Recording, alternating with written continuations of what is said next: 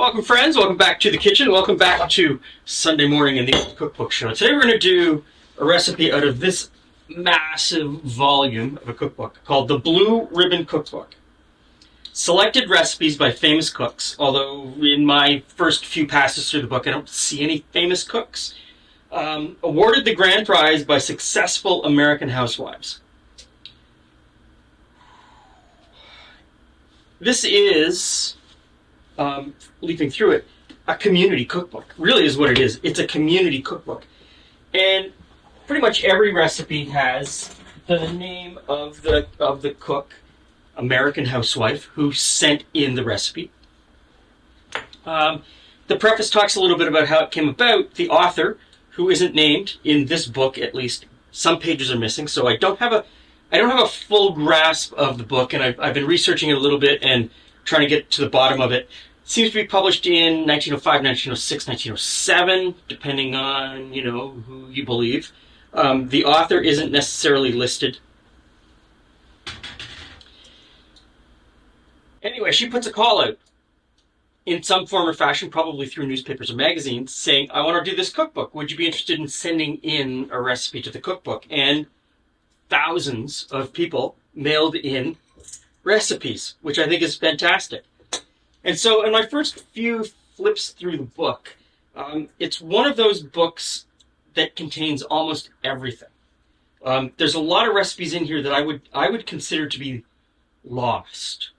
And what I mean by that is they're no longer sort of in the general circulation of what people cook at home anymore. In some cases, lost in that probably nobody cooks them anymore at this point.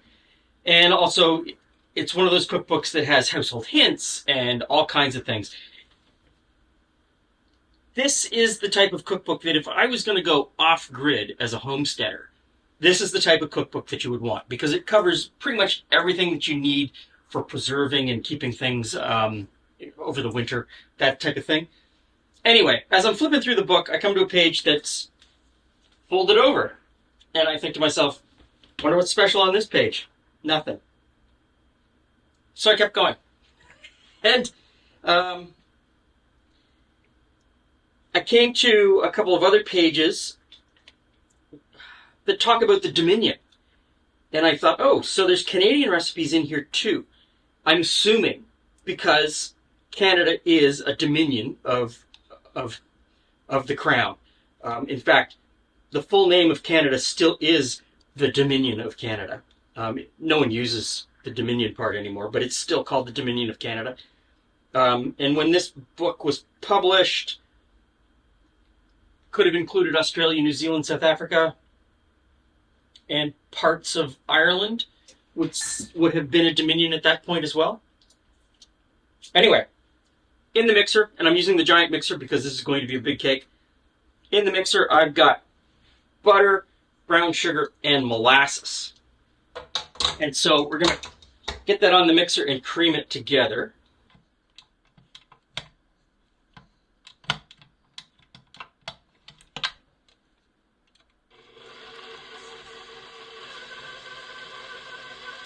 So I ended up choosing this recipe, even though I dismissed all of the recipes on these two pages outright at the beginning. I ended up choosing this recipe because somewhere else in the book there's a plate, a picture, that shows Canadian coffee cake. And I thought, what's a Canadian coffee cake? What makes a coffee cake special to the point that it's considered Canadian? Which is how I came back to this recipe. And as I read the recipe, I thought, oh, it's got coffee in it. It's got coffee in it, which is strange because a lot of coffee cakes in North American culture, you eat while you're having coffee. They don't have coffee in them. There's a lot of fruit. So that's raisins and cit-ron, or candied peel. So it's candied citrus peel, and the combo that I have is actual cit-ron peel, lemon, and orange. Another thing is that it's, there's no instructions. So, or very few instructions. There's no amount for the flour. I know that I'm supposed to use flour because it says add flour, but it doesn't say how much flour. It does say to put some of the flour in with the fruit. And so this is something that I pretty much never do, but it's in the instructions, so let's do it. There are a whole bunch of reasons why people think you're supposed to do this. I think we're ready to crack the egg in, so in goes the egg. So based on kind of my knowledge of baking and other cakes that I make, I think I'm going to end up using at least 2 cups of flour. So I'm going to put a cup and a half of flour in here, and then I'm going to mix in soda. And then once we get this amount of flour and soda mixed into the batter, I'll kind of decide if I need more flour. So there's roughly a cup and a half. I've got a rounded teaspoonful of soda, so quite a bit of soda. And based on the ingredients, I don't know that we're going to get much rise. Okay, in goes the coffee. Now, if you're a regular, long-time viewer, you'll know that Julie and I don't like coffee. But I use coffee in a couple of different places in cooking because coffee is one of those things like Marmite. I would never take a spoonful of Marmite or put Marmite on my toast, but I love it in certain things because in certain preparations, you don't taste it. But it acts to elevate a whole bunch of other flavors. And coffee is one of those things. You put coffee into like brownies, and if you put in just the right amount, you don't taste the coffee, but the chocolate pops out like you wouldn't believe. And so I'm kind of wondering if maybe here the coffee, I mean, that's a tablespoon of cinnamon. And I'll mix that in with the flour. It says to mix it in directly into here, but since I'm going to use this much flour for sure, I'm just going to mix it in with the flour. This is also a teaspoon of ground cloves.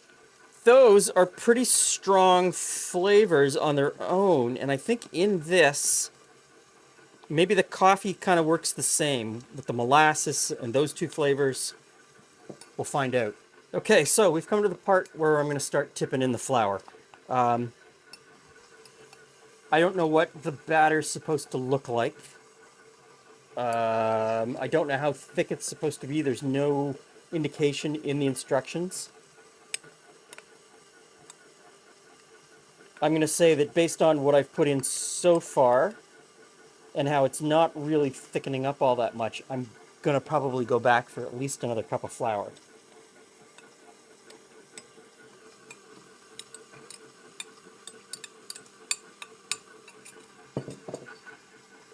Okay, so that's 4.5 cups of flour, and that's a pretty good looking cake batter. So let's start putting in the fruit.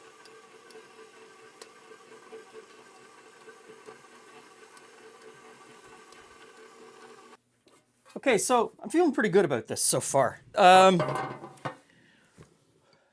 There's no baking instructions, there's no temperature, there's no time, there's no size of pan. Initially, in the picture that's a couple of pages earlier, it looked like it was cooked in a loaf pan. And then I really took a close look at the picture and realized, no, that it's from a larger cake pan, and that's just a cut section of it. I thought a 9x9, well, the loaf pan, as soon as I started, going through the ingredients and adding it up in my brain, loaf pan was out because it was just going to be too small. 9x9, I think, is too small. I ended up on this 9x13, and we'll see how it works out. And I've decided to bake it at 325. There's a lot of fruit in here. This is going to be a very dense cake. There's not going to be a lot of rise, even though there's a lot of soda in here. So I'm going to cook it a little bit slower, and I'm going to set at least an hour before I come back to look at it for the first time. Wouldn't surprise me if it goes 1.5 to 2 hours to bake this. But who knows how long it's going to take. So spread this into the corners and into the oven.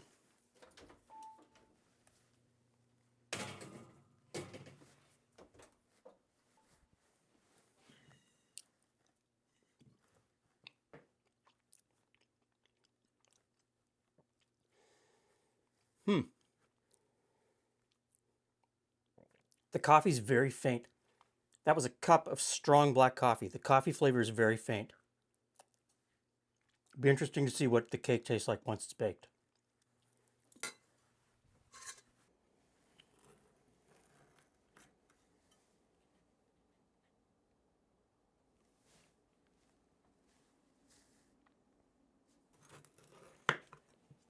Hurrah! Cake! You can definitely smell this cake in this room. Hey, friends.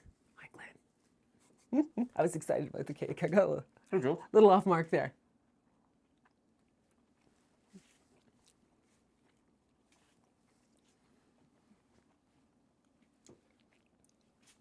You can't taste the coffee.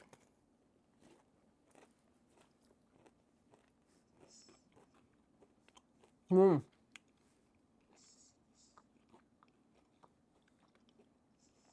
You can't taste the bitterness of the molasses.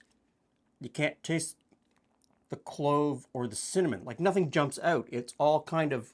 Which is kind of funny because when we talked about this recipe earlier, because I'm not a big fan of coffee, so it's like, okay, know that I'm making a coffee flavored cake. Yep. But no. No. And I remember commenting on how many cloves were in it. Yeah. Like that was a lot of cloves. But somehow that all comes together into just a spice cake flavor. Okay.